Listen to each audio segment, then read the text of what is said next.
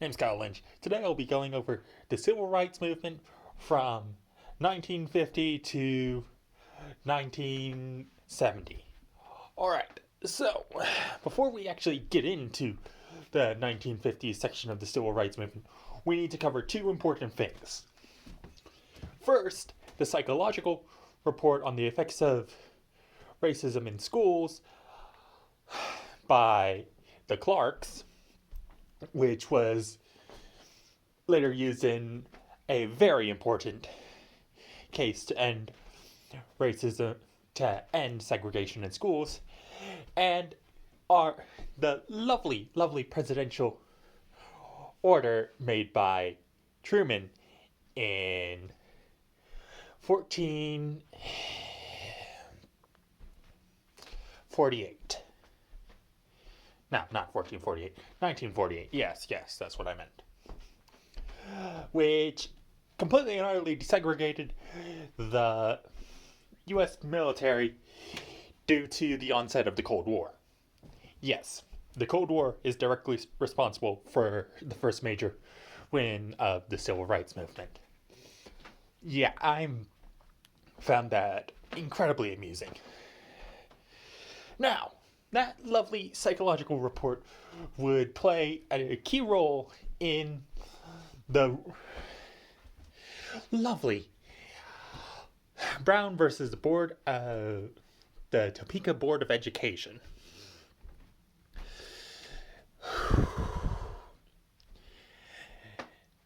That was in the 1950s, and was the second ruling that classified as a major win. Now, the Brown versus Board of Education was a long fought battle. It was actually multiple different cases funded by the NAACP against segregation in schools, all rolled into one. Reason why Brown versus Board of Education became so, why that one got the title is because it was the most high profile. Now,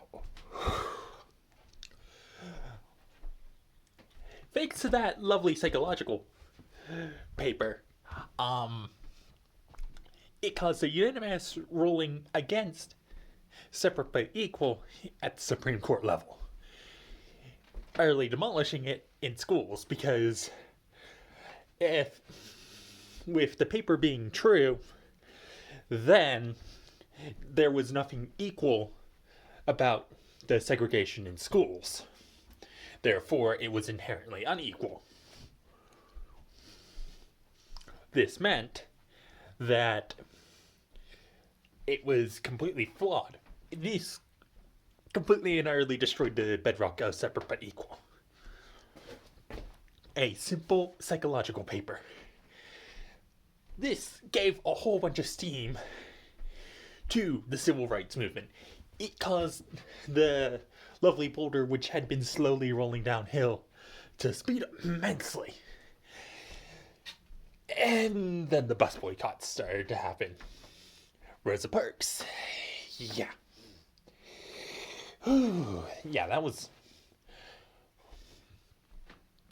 a mess. And that happened at the end of 1952. So, yes.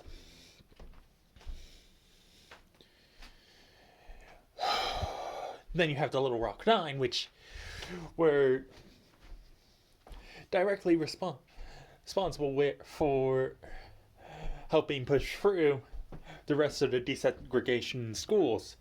You have event after event going on. I literally had to find a list of all the major protest events that happened between 1950 and 1960. You had the Freedom Rides. You had different anti Segregation Act constantly being passed, and then if I spent an entire day covering all the different events that led to the end of segregation, I would still be here.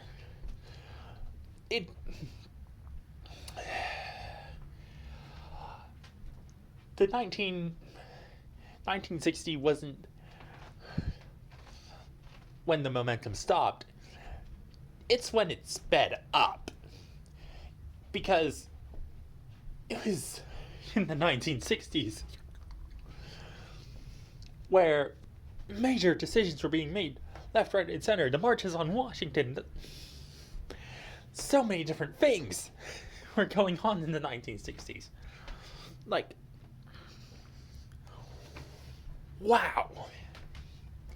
I quite literally burnt myself out researching this.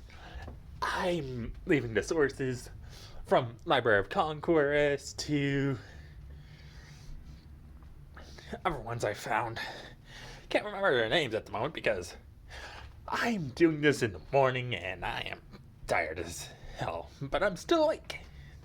Now, if you'll excuse me, I'm going to go pass out.